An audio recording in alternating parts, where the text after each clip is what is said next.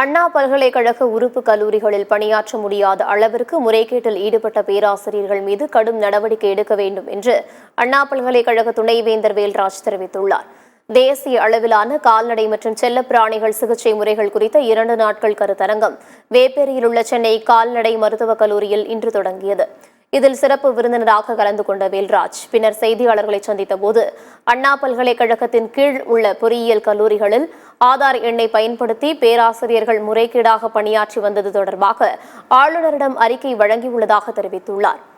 2022-23 கல்வியாண்டில் 292 கல்லூரிகளில், 2023-24 கல்வியாண்டில் 295 கல்லூரிகளிலும் முறைகேடுகள் நடைபெற்றுள்ளதாகவும், அந்த கல்லூரிகள் மீது சஸ்பெண்ட் நடவடிக்கை எடுக்கப்படும் எனவும் அவர் குறிப்பிட்டுள்ளார்.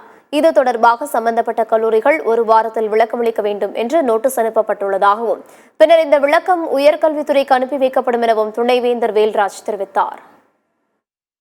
நாங்கள் எல்லாம் ஒரு 295 கல்லூரிகள் உள்ள ஆசிரியர்கள் தவறான ஒரு டேட்டாவை கொடுத்ததுனால இது மாதிரி அந்த ஒரு தனியார் நிறுவனம் இந்த மாதிரி கம்ப்ளைண்ட் பண்ணாங்க. அந்த கம்ப்ளைண்ட் எப்படி அவங்களுக்கு கொடுத்தோன்னா, நாங்கள் எல்லாமே சிஸ்டம் எல்லாமே டிரான்ஸ்பரண்டாக எல்லா கல்லூரிகளில் உள்ள ஃபேக்கல்ட்டி மெம்பர்ஸினோட டேட்டா எல்லாமே நாங்கள் எங்கள் வெப்சைட்டில் போடுவோம். அதை வச்சு அதை எடுத்துருக்குறாங்க.